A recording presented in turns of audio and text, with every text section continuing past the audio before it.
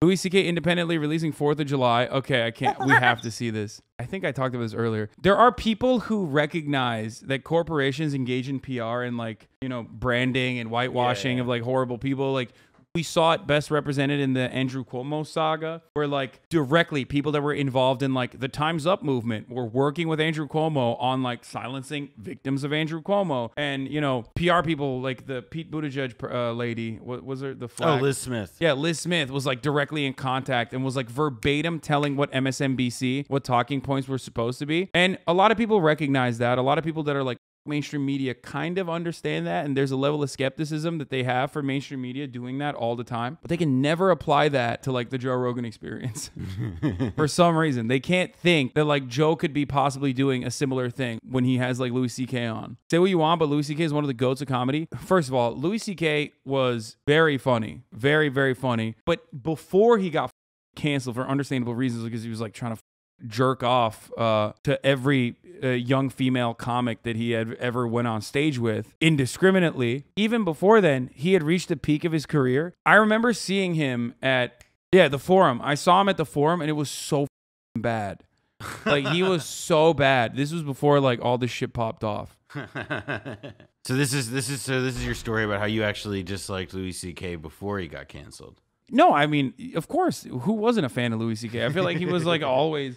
No, I mean, Louis, it was very, like, his was one of the few cancellations where I feel like it caused, because remember, HBO pulled all of his stuff off the catalog. It was a big thing. And then everybody went back and was like, all right, how do we really feel about Louis? And I didn't do that because I didn't really watch it the first time around. Oh, you didn't watch it? I mean, I watched part of it, but it's like... I always also had, like, a lot of respect for him because he was, like, he was, like, the closest we have to, like, a psychotic, like, artist almost, like an auteur who... He fucking edited Louis, the TV show, on a fucking 15-inch MacBook, all on his own, like entirely on his own. So I was like, this dude's crazy.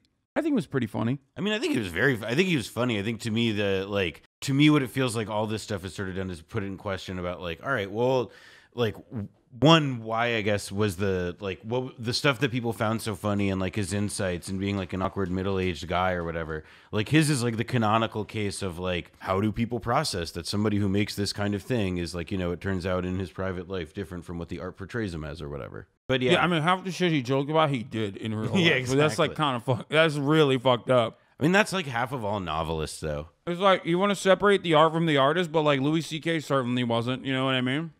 The Joe Rogan Experience. Like when you do stand-up, the people who are in the audience have a fucking vote on my act. Like they actually have a direct... Oh, no. Leaning into the Warren Jeffs attire, not good. What's up with those glasses, my man? You can't be... It's like Terry Richardson kind of. Yeah, you can't be doing that, bro. If you got fucking canceled for being a sex pest, you can't come back with a sex pest looking fit. Like, what the fuck? That's a terrible choice, dude. Literally hire like a PR guy or something. What are you doing? Influence. I give a giant fuck about them. They paid money and they came, they fucking traveled, parked a car, got a babysitter, and they're sitting shoulder to shoulder with strangers listening. So if I see a face that goes, huh, I fucking see it, and it may not change my joke entirely, but there's a gland in me that takes all of that in, and you know what I mean, in the aggregate. Yeah. And changes, and it's not about their acceptance. Sometimes it's about going to what upsets them and pushing past it, but they're involved. And Louis is still funny, and he's not canceled to me. Saying sorry and addressing the situation should fucking mean something, dude. And the guy makes rage shit. Wait, what? Bro, there's like things you can say sorry about. You know what I mean? You can be like, yeah, I said some fucked up shit 10 years ago. That's whatever. As long as you have shown, you've made amends, you've shown that you've changed, moved on. But like what he did was like a little bit above and beyond. Just there was a... he was a whole ass adult cranking off. Everyone who gets Mewtwo'd goes through a toaster that ages them rapidly. Related, it's why Dane Cook looks like Harvey Weinstein's Charmander. Dane Cook got Mewtwo'd, but like he literally was like, no, actually, I'm gonna put a ring on it. Yeah, that one was really. Although the Delia one is still the goat. Yeah, reaction video. Oh, Chris D'Elia. Oh yeah, when he's like, you wait, Snapchat, you can save messages. Yeah, that was crazy. But hold on a second. How did it come out? Like, how did they? The boy's mother ended up finding it. Fucking finding it? What do you mean? Snapchat goes away, right? How they? He probably saved it. You can screen record, take screenshots. Wow. As someone who isn't aware, what did Louis C.K. do? Louis C.K. loved jerking off. It's like a power thing. It's kind of typical actually to like Harvey Weinstein's case as well, where like Harvey Weinstein had a fucked up dick. He had gangrene on his cock, so he like didn't really have a dick, but he loved jerking off in front of non-consenting women. Louis C.K. was doing that as well. He was like, he loved jerking off on phone conversations, but he also loved masturbating. Yeah, he would flash women and then like make them stay while he jerked off. And the women that he did that to were non-consenting parties, or rather were not really capable of consenting either, because like they were, you know, young comics that he had brought up with him on stage. You know what I mean? He would like have women open for him and then do that shit. And there was also like a part of it where his manager, this guy, Dave Becky, there was a lot of stuff about how journalists and other people who had tried to, you know, say peep about what had happened were suppressed. Yeah. Oh, for the record, for people who say like, well, he asked about it first, like, yes, he did. He did ask about it. But you have to also remember, I know I joke a lot about the fucking, the problematic age gap discourse that fucking Zoomers love having on the internet, where they're like, oh, you weren't born in the same month as this person in the same year. Like, that's a problematic age gap. But like, the power dynamic in that circumstance absolutely was coercive. I have to keep that clean, that it's about me and them. Yeah. If I read something by somebody who didn't come to the show, who doesn't go to comedy shows, who's reacting to something that was written about a show, a person who wrote it to get clicks, somebody who's professionally disgruntled and says this was a bad show, and then somebody tweets, yeah, fuck that guy, and I'm letting that person out. For the record, he could be right about, you know, fucking his attitude. He could, because his cultural critique was like decent, regardless of him being a sex pest. Yeah, I will admit. Like, his cultural critique was always like, he was always relatively sharp until the forum thing, when I saw him there and I was like, damn, this dude sucks now.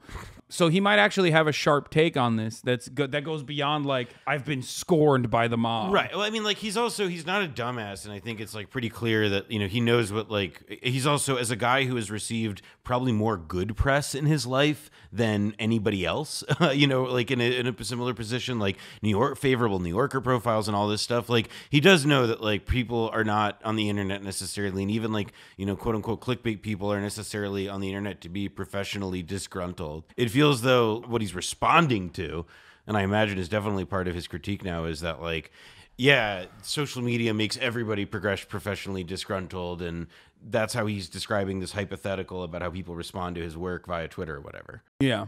Weigh the rights of my audience. It's irresponsible. So I don't even think you should. It's not about reading it and then resisting it. By the way, the people who are saying like cancel culture is real or whatever, like, didn't his album get put up for a fucking Grammy? Yeah, the comedy album that he self-released was put up for a Grammy. I've been meaning to listen to it. I keep forgetting to fucking watch it. Like he personally, because I want to see what he did. He won the Grammy. He won? No shot. Of course. Even be aware of it. You should just stay. Fuck those people. If they're not there, right? They're not involved.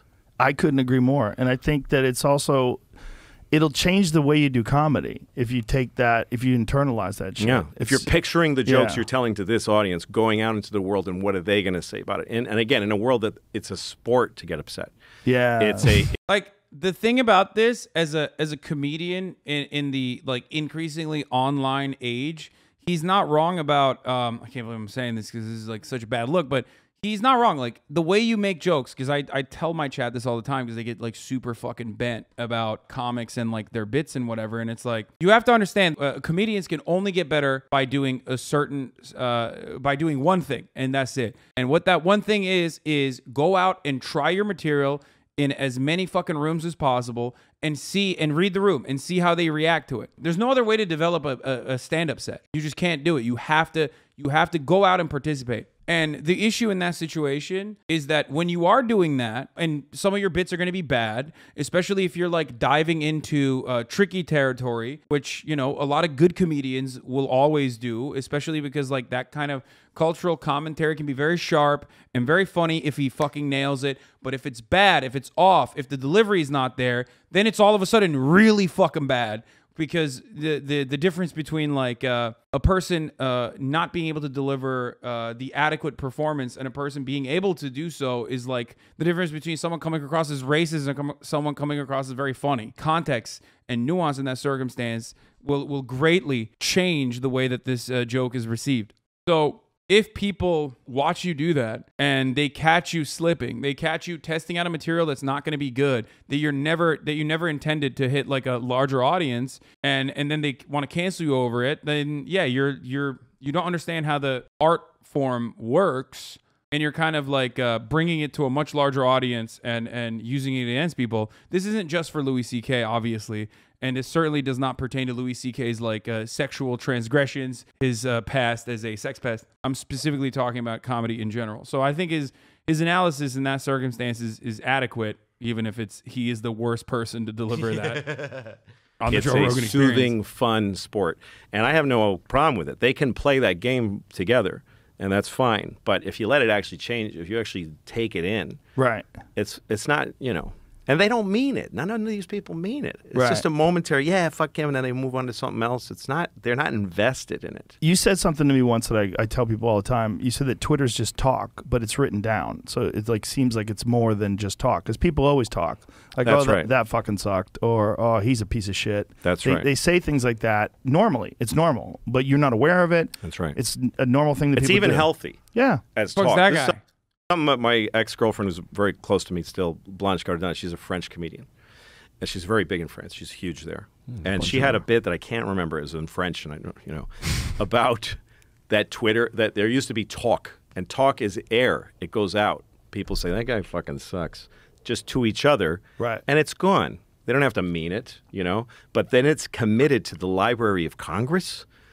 And the person who wrote it can't even take it back. Right. They're like, I got to stand behind that now. Yeah. And then they got to double down on it. And as comedians and entertainers, we're supposed to have these people just yapping about us. Yeah, fuck Joe Rogan. Somebody who's even a fan Yeah. might just to enjoy his beer for the moment. Right. Fuck him. Yeah. But then if you showed up there, he'd be like, oh my God, Joe Rogan, I fucking love it. But the fact that comedians are partly responsible because they're on Twitter. And they want to be liked there too. Yeah. And they want to be there overseeing the conversations, looking for somebody saying something bad about them and then Talking about me. responding. Are you fucking high? It's I mean, crazy. I do. It's kind of conflated. That is like kind of worth noting, which is also that it's like the way he's describing that like people react to and like relate to their relate to Twitter and stuff. Two things that just come to mind are the first that like one, he's saying that like yeah, this stuff is all written down, but like as we all know, like content's worthless. Like it's like by its own, like a single tweet like that, you can ignore it, you can promote it, you could go nuts with it, but like there's so much of it that so little has staying power. The problem is like the that it's like made up of the environment. And then the second thing, I guess, is just that like, the way he describes how it's like, oh, everybody would be like, oh, hey, Joe Rogan, if they saw him in person. And it's like, that's not true. I've seen people that like, I know, from the internet or whatever, I've seen in real life and who I then, or have seen because I know them by reputation, I think they fucking suck. And then I said, hey, you fucking suck or whatever. Like, or you just don't have to say hi to them at all or so on. There's just to me like a kind of like way in which I feel like he's representing these opportunities so that like there's a not like persecution, because I don't think it's like a persecution complex, but like he is describing this experience of like the difficulty of celebrity in like a live room or something. It just feels like it's missing a couple beats in terms of like, well, why is that and why might people respond that way, etc. I think that, look, I'm a fan of redemption, okay? I'm a big fan. And I think that the American draconian understanding of crime and punishment, I think, like, has totally made its way into our cultural consciousness and the way we interpret, like, even daily interactions from that same lens and that same framework. The same reason as to why people are like, oh, if someone has done a crime, like, they deserve the death penalty, is like a different version of that exists in our real lives, where we just also end up running with the same like punishment. Now you have to understand though, that means like in order for someone to be redeemed though, they also have to like openly showcase that they were wrong, like openly show that they were wrong, try to make amends, you know what I mean, clean themselves up, become a better human being. And I feel like, I don't know, if people have like quote unquote canceled you, and your return from that cancellation is like self-releasing your stand-up special that ends up winning a Grammy and then going on the Joe Rogan Experience and being like, oh, this is a hit job, then it doesn't seem like you understood, you know what I mean? It doesn't seem like you felt like you did anything. Like you don't, if you're not going to take accountability for it, then do you even feel like you did something wrong, or do you feel like you have been wronged, right? And I don't think Louis C.K. did that. I don't think Louis C.K. Recognizes that that he wronged people and did like some really fucked up things. Noah is spot on, is picking up on Louis talking about cancel culture, how to navigate it, why it doesn't matter, is less discourse and more Louis working through now, how he squares what he did with being in public on Rogan. Not talking about cancellation. He's saying, if you think about it like this, Louis, was wrong. Don't call me a victim. Blame Twitter, but you were wrong about me. Yeah. I mean, I think that's like, it is really suspicious in general how often like people's takes on cancel culture seem to so often, whether, you know, and it doesn't mean that they're the idea or like the take in question would be wrong or something, but like it's pretty clear that that these things are formed directly in relation to whether or not somebody like Louis C.K. was canceled and his experience of it, and not with like, you know, like the first principles of the issue itself. And that to me feels like a really, you know, it's something that, you know, it's like one of these things that feels like part of the kayfabe of cancel culture description or conversations in general. Just that like, oh yeah, like what we all know is that everybody who is like was canceled or is grappling with it, etc., like invariably will form their take on it in relation to their set of experiences. But we're not going to talk about that. We're going to like pretend as if this is some gigantic, big, you know, like amazing, you know, fucking School of Athens philosophical debate. Yeah. He talks about the whole situation in special. I mean, I'll take a look at it. But for the chatter saying like, oh, dude, Aziz Ansari handled it really well. It's like, bro, if you're comparing what happened to Aziz Ansari with what Louis C.K. did, I don't know what to tell you. Those two things are in entirely different planets. That was a pendulum swing that went so fucking far that like most people were like, okay, this is ridiculous. This is, you know, this is kind of wild. Like maybe people should chill out a little bit on it, okay? And that happens every single time. Dan Harmon is a better example than Aziz Ansari, I think. And even then, what Dan Harmon did is not close to the rampant, coercive, sexual assault that Louis C.K. put young female comics through.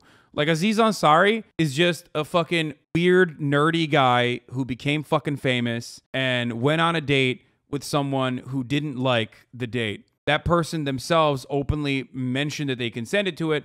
And basically, at least the way that like Babe article was written, that Babe.com, remember Babe.com? Babe.net. Yeah, Babe.net article was written, basically said that it was a bad date, but he should be fucking Me Too'd for it. Even then, he still went away for a while. And then he still came back and said, I'm sorry if my actions were inappropriate. I didn't understand it at the time. And then he moved on. Whereas Louis C.K. is not in that situation.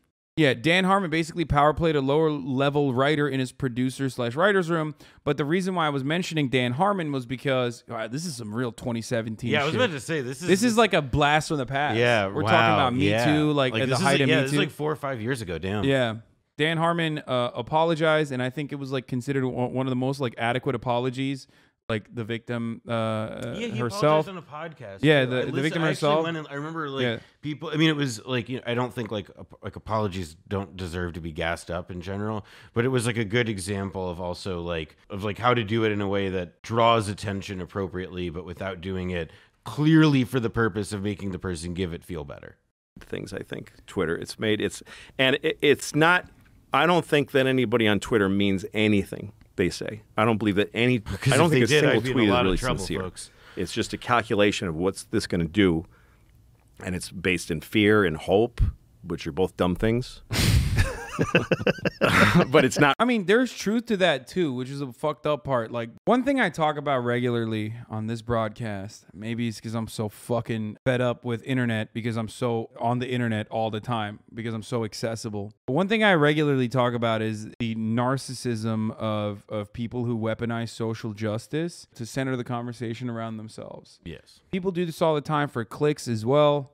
On Twitter, people do this in my chat all the fucking time as well. One of the most famous examples of this is actually every time I talk about showering, or I tell people to fucking take a shower, there will always be someone who turns around and says, oh, I can't believe you're saying that. Like, depressed people can't shower, or I can't shower because I'm paralyzed from, you know, the neck down, and what the fuck? Like, and it's like, okay, well, I wasn't talking about you. Well, that you have your own reasons. You only want to center the conversation around yourself, and you're using emancipatory language in an effort to get other people in an otherwise empathetic community to like listen to you and only hyper focus on you in this situation. That in and of itself is not activism. You're not actually trying to solve a problem. You just want to have everybody pay attention to you. And that is narcissistic, and it derails the stream. And people do that on Twitter all the time for likes. Yeah. Like the pile-ons and shit. So there's truth to that. But that also comes from a place of powerlessness, because it is one of the few places where you actually feel like you can move the needle, something that's larger than yourself, in an increasingly alienated society where we have no power and no mechanism of pushback to change like the structures that oppress us. We have the only thing in our hands is like the immediate response you can get from a corporation that will very easily go, oh shit, a lot of people are talking about this and we're a brand. We got to make sure we're a brand, so we're going to respond. What do you want? Okay, sure. We'll fire one of the writers or something. You know what I mean? On a show. And that's not any sort of change. That's not meaningful change. That's what powerless people do. And I recognize that. So there is truth to that sentiment as well. But the other part of that is because the systems themselves do not actually offer any sort of serious legal recourse, any sort of serious restitution to the victims. When it comes to people like Louis C.K. cranking out fucking fat loads to every young female comic that they asked to open for him. That's why a lot of people are like, well, fuck you. What the fuck are you doing? That's why they try to take matters into their own hands. It still is from a sense of powerlessness, but that does not necessarily mean that it's always unjust. It's always unjustifiable or bad or wrong. Harvey Weinstein is a good example of this as well. And Aziz Ansari is a good example in the opposite direction, where sometimes people can take a pre-existing movement and turn it into their own pet project, their own branding project, like the Time's Up movement. Like almost all of those fucking people that took Me Too and turned it into Time's Up were like themselves fucking sex pests and shit. You know what I mean? Like they literally were doing it because they were like, oh, let's turn around and make this our own PR thing. And we can work with the likes of Andrew Cuomo and whatnot. But really, I understand, just like you correctly pointed out, why Louis C.K. is like addressing that, a thing that like most people kind of see and resent from afar in an effort to basically defend himself. If you consider what happened to me wasn't wrong. Yeah. How we feel. Right. So if you give it all that, you know, and comedians that tweet jokes, the same exact format and type, and then tweet a political opinion in the same thing, that's one of the reasons I think folks have started to take jokes seriously. Because there are comedians that want to be funny and taken seriously, so they're doing both. So of course people are confused by it, and there's no, and it's not in a club or at least a theater where it's like comedy is this really really fun experiment.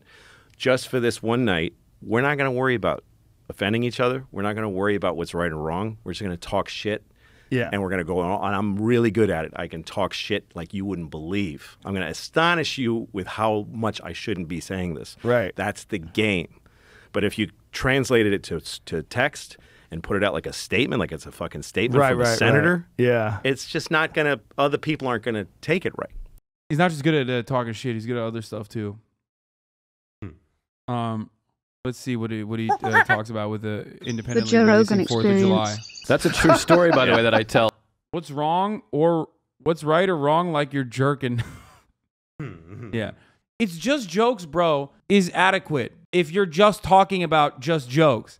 It's just not adequate when you're talking about like what the underlying reason is. No one canceled him over just jokes. And he's like, oh, I'm just talking about Twitter. This is a conversation about Twitter. It's like, subtext is, mighty strong here. I wonder why a man like Louis C.K. might have come to this conclusion about it's just jokes. Yeah. Could you think of why? Yeah. I can't think of any reason why a guy like that, why it's just jokes may be helpful for him. Like sometimes it is just jokes. This is not one of those times. No one was like, oh man, Louis C.K., except for me. I'm the only one who canceled him beforehand because I went to the forum and I was like, he's no longer funny. He's washed. I'm the only guy. I'm the only one who canceled him over having not great stand-up that he once did, okay? Losing his finger on the pulse. Anyway. Well, I have an ex-girlfriend that when we first started dating, we've been together for like a few weeks, and it was like popping off. We love each other. Oh, my God. And she left her email open, and I searched my name, thinking I would find all these great things she's saying about me behind my back. It was really... I fucking doubt that. That's a doubtful reason, but Joe List, another comedian? Okay. Bad. And there was like a chat, like a Gmail chat between her and her best friend, and she literally was like, I just met this guy. I think I'm in love with him. He's the funniest guy I've ever met. I'm not attracted to him. but I'm gonna give it a shot. And I just read it, and then like she comes home a few hours later, and it's like, hey, and I'm like, Oh, hey, that's hard. and it's brutal. It still lingers, by the way. Was that the end of it? Because I couldn't. First of all, I was like in love with her, and it wasn't a confidence. There was a Come Town bit for a while about Cruisin' Joe List, and so I literally only know about him because Nick had a really funny joke about Cruisin' Joe List. I have no idea who this is. He's just a comedian. I don't know if he's good or not. Boost. I was like, I can't go be single now, knowing I'm ugly. But it's like, the person who loved me the most in the world behind my back described me as unattractive. Horrible. Yeah, I mean, yeah, you kind of get what you deserve in that front. Like if you're just going through that, sometimes it's best not to let curiosity take hold. You know what I mean? No. It's just don't give in to that, brother. You just stay strong. Okay, if you're in the chat right now and that's like an opportunity you saw.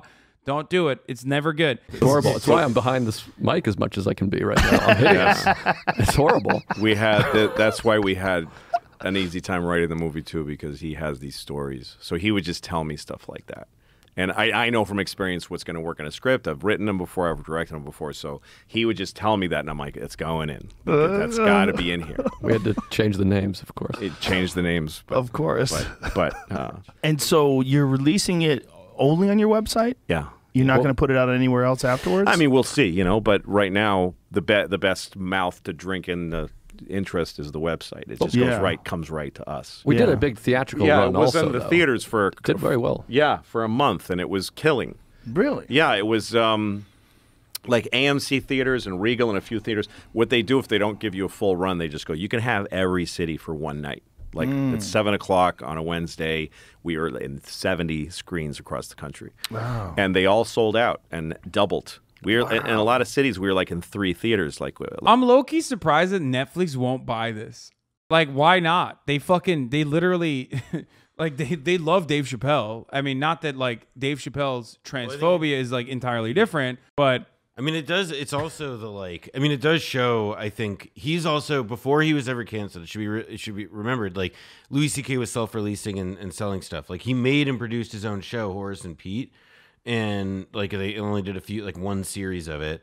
And I think in his case, it's sort of like he's already had this infrastructure and all this, and I imagine he's one of the few people for whom like doing this kind of independent route actually is way better. Like it ends up making more sense. Wait, sorry. Someone in the chat said, you may have hit the nail on the head. Lewis is a trans ally. They're like, oh, dude, we heard your stand-up bit about HRT, and I'm sorry, that's not the direction we're going for here at Netflix. Netflix, we need new ideas. We're having problems here. Go. First idea. No idea is a bad one. Louis C.K. stand-up special? Yeah. I mean, that's like, I feel like that's on brand for Netflix. You know what I mean? But I guess. What? So, producing things people will love? Yeah. Having good opinions. Having the right opinion. Yeah. Getting the right tastemakers in here. Yeah. Giving $200 million to an old dude who just won't shut the fuck up about how trans people suck. The worst. Yeah, it's like when Netflix sees their specials that Dave Chappelle does when they come in, do you think that they're like, like waiting like, fuck, please hope it doesn't talk about trans people again. Just hope it's not. Of course. I feel that way. Like I was a huge Dave Chappelle fan, man. I mean, at this point, I've like assumed there's Chappelle 1 and Chappelle 2 in my mind. And Chappelle 1 is not. I have seen him test new material out at the Belly Room. And I went, and this was right after his stand-up special, like the last one.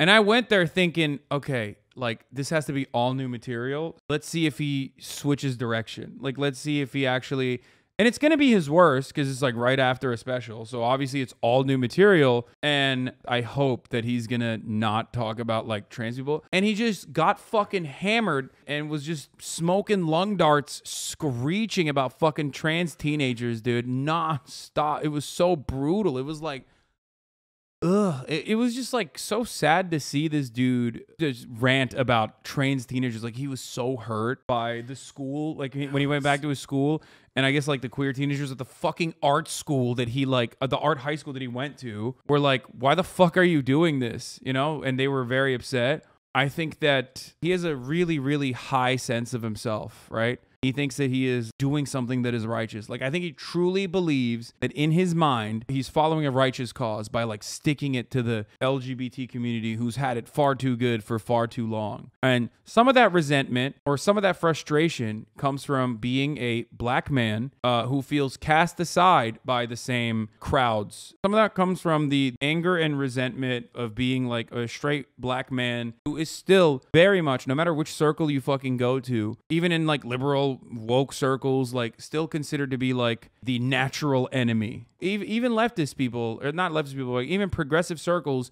have a way of reinstituting the angry black man trope over and over again. The language that they use is different to describe it. Black men are homophobic. Black men are transphobic. Black men are bigoted. Black men are angry and violent, right? And they're causing so much harm to even other black people. And that's a very real piece of anger that you can have and hold on to. But his analysis, of course, does not feature intersectionality in any meaningful capacity. So he just like, it has turned into something that is completely unfounded and ridiculous. The fact that it's like not connected, like that it's, you know, again, it's not dissimilar to like, you know, how like, for, like, you know, we were talking about Tim Dillon earlier and sort of the way that like he'll describe like social ills and things like that, because it ends up being just this like this thing that he hates and that is bad. It's just disconnected. It doesn't have a cause. There's nothing to, you know, is no one, or, you know, it's like, it's not worth being critically engaged with or having inquiry or curiosity or any of it. It's just a thing that's alien and foreign and it doesn't compute. And I mean, evidently he can't stop fucking yelling about it. Yeah.